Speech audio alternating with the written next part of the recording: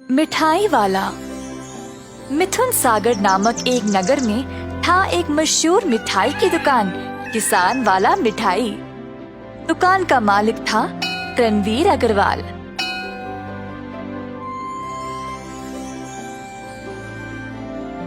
रणवीर अपने बेटे केतन से बहुत प्यार करता था। केतन के साथ एक और लड़का था, शंतन। शंतन अंजया का बेटा था जो रणवीर के लिए काम करता था। अब शंतन तो केतन का सगा भाई तो नहीं था, पर दोनों को रणवीर ने साथ साथ बड़ा किया। केतन ने अपनी पढ़ाई जारी रखा, पर शंतन पढ़ाई छोड़कर मिठाई की दुकान पर काम करने लगा। कुछ महीनों बाद केतन ने भी पढ़ाई छोड़ दी, क्योंकि वह अच्छे से पढ़ाई नहीं कर पाया।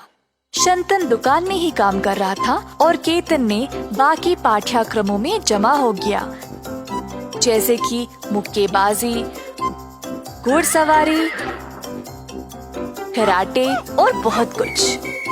बहुत सालों तक केतन संघर्ष करता रहा, पर वह हर किसी में असफल रहा। इसी प्रकार कई साल गुजर गए और केतन किसी भी चीज में सफलता नहीं प्राप्त की। दूसरी ओर शंतन दुकान में काम करके स्वादिष्ट मिठाई बनाना सीख लिया। उसने बहुत मिठाई बेचा और किसान वाला मिठाई को और भी मशहूर बना दिया। उसकी जिम्मेदारियां भी बढ़ गई और उसने दुकान की अच्छी देखभाल की। रणवीर ने दोनों लड़कों को ध्यान से देखा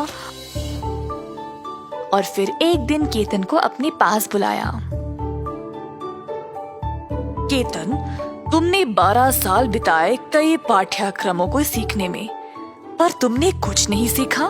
कम से कम दुकान के कैश काउंटर को जाकर संभालो, कुछ ना कुछ तो वहाँ सीख जाओगे।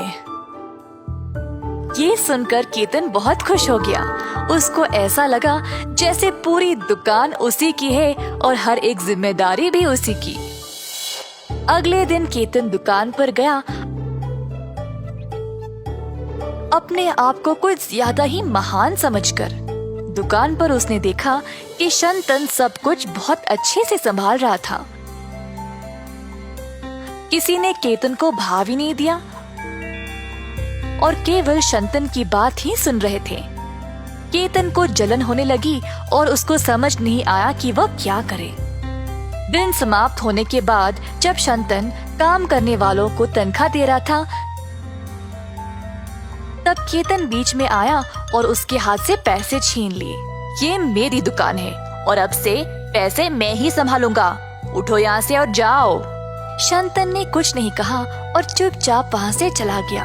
केतन अब काम करने वालों को पूरी तनख्वाह देने के बजाय आधा ही देने लगा। दुकान के लोगों को निकालकर दूसरे काम वालों को ले आया, जिनको मिठाई बनाने के बारे में ज्यादा कुछ पता भी नहीं था। शंतन ये देखकर केतन के पास गया और बोला, अगर तुम ऐसे कर्मी को काम पे रखोगे तो हम अच्छी मिठाई कैसे बना पाएंगे? मुझे पता है मैं क्या कर रहा हूँ। अगर तुमको पसंद नहीं तो तुम इस दुकान को छोड़कर जा सकते हो।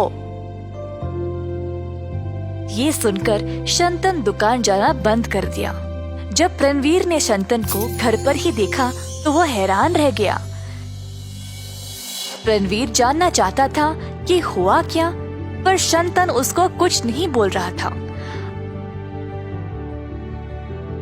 अंत में रणवीर को पता चल ही गया कि उसकी दुकान पर हो क्या रहा था। रणवीर ने देखा कि उसका बेटा गलत रास्ते पर जा रहा था। सब लोग उसके बारे में बुरा बात कर रहे थे और रणवीर को ये बात अच्छी नहीं लगी। एक दिन रणवीर ने दोनों लड़कों को अपने पास बुलाया। रणवीर ने लड़कों से पूछा कि क्या हो रहा है। शंतन ने अपनी बात बोली, पर केतन अपनी गलती मान ही नहीं रहा था। रणवीर को पता था कि गलत कौन था। वह जानता था कि शंतन की वजह से ही दुकान का अच्छा नाम बना था। अंत में रणवीर ने शंतन को दुकान का मालिक बना दिया। ये देखकर केतन और भी नाराज हो गया। पिताजी, आपने ये ठीक नहीं किया।